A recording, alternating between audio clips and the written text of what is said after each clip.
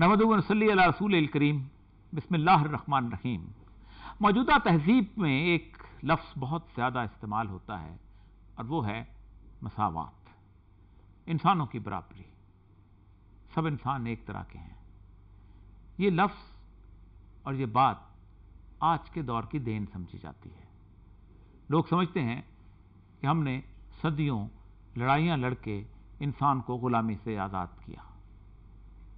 وہ امریکہ کہ جسے جمہوریت کا بابا آدم کہا جاتا ہے، مدتوں نارتھ اور ساؤتھ یعنی شمال اور جنوب کی لڑائیوں میں الجھا رہا اور صدیوں کی غلامی میں جکڑے ہوئے کالوں کو اس نے آزاد کروایا، یہ بھی کل کی بات ہے۔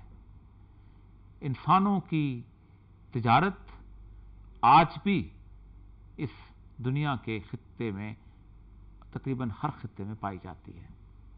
گزشتہ 15-20 سال سے خواتین بچیوں کی تجارت کا جو المیہ ہے وہ اس دنیا پر عیاں ہے۔ مشرقی یورپ ٹوٹتا ہے تو لاکھوں عورتیں یورپ کے بازاروں میں بکنا شروع ہو جاتی ہیں۔ جہاز بھر بھر کے بینکاک اور فلپین اور یہاں تک کہ جاپان کے ساحلوں سے روانہ ہوتے ہیں اور کہیں مشرق وسطیٰ کے ساحلوں پہ اترتے ہیں اور کہیں یورپ کے بازاروں میں۔ جرمنی کا وہ فٹ بال کا وہ ٹورنامنٹ جس کے اندر 45,000 عورتوں کو ان کے تعیش کے لیے بلایا گیا اور ان کو غلامانہ طریقے سے وہاں رکھا گیا، ابھی کل کا واقعہ ہے۔ لیکن کوئی شخص مڑ کر آج سے 1400 سال پہلے اس خطبہ حجۃ الوداع کے ان الفاظ کی طرف غور نہیں کرتا جب سید الانبیاء صلی اللہ علیہ وآلہ وسلم نے ایک اعلان کیا تھا کہ لا فضل علی العربی علی العجمی، کوئی کسی عربی کو اجمی پر، کسی کالے کو گورے پر، کسی عربی کو اجمی پر، کسی کالے کو گورے پر، کسی گورے کو کالے پر کوئی فضیلت حاصل نہیں ہے۔ صرف ایک معیار بتا دیا گیا تھا، ان اکرمکم عند اللہ اتقاکم، تم میں سے قابل عزت و تکریم وہ ہے جو اللہ کا تقوی اختیار کرتا ہے، اللہ کی خشیت جس میں ہے اور اللہ سے جو ڈرتا ہے۔ یہ مساوات کا پیغام جو اس وقت دیا گیا، مسلم امہ نے صدیوں اسے سنبھالے رکھا۔ ہزار افتاد آئے، ہزار معاشرے بدلے، لیکن امت مسلمہ نے اس مساوات اور جست واحد کے تصور کو اپنے سینے سے لگائے رکھا۔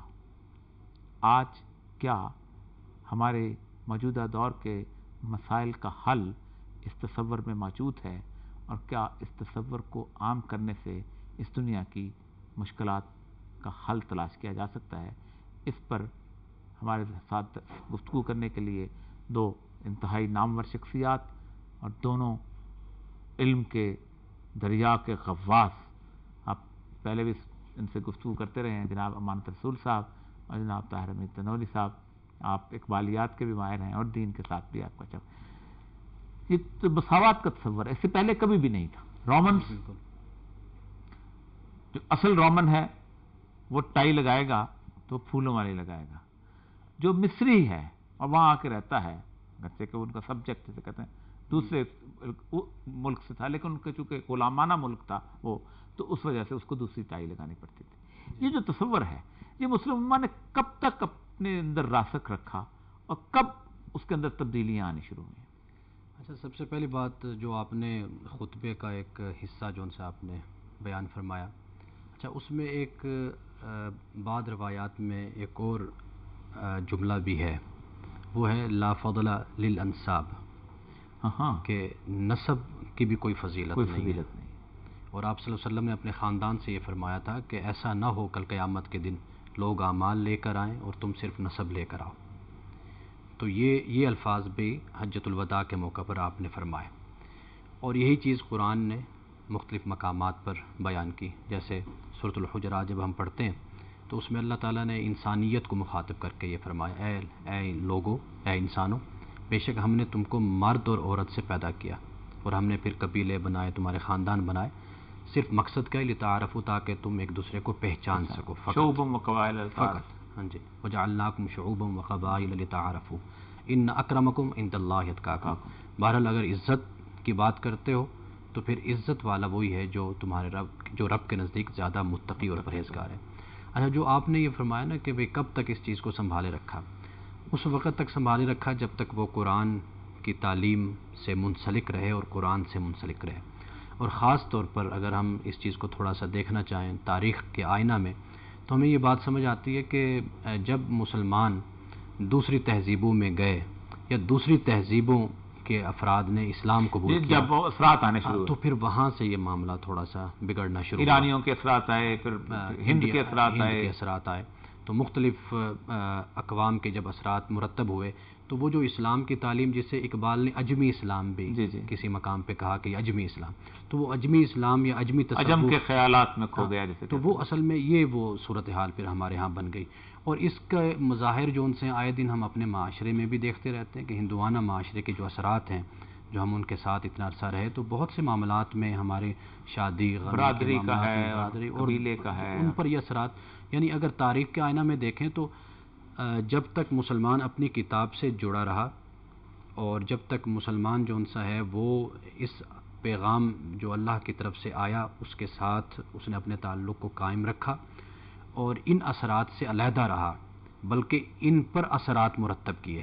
جیسے صحابہ کرام رضوان اللہ تعالیٰ علیہ مجمعین اپنے دور میں جب وہ مختلف مقامات پر یا مختلف ملکوں پہ جاتے ہیں ملکوں میں، تو چونکہ وہ حبل اللہ کو انہوں نے بڑا مضبوطی سے تھاما ہوا تھا، اور دوسرے الفاظ میں قرآن نے جسے کہا کہ قد تبین الرشد من الغی، وہاں پر جو ایک لفظ استعمال کیا قرآن نے، جب تک اس متمسک رہے عروۃ الوثقی کے ساتھ، جب تک وہ جڑے رہے اور قائم رہے، اس وقت تک معاملات ٹھیک رہے اور صحابہ نے اثرات مرتب کیے.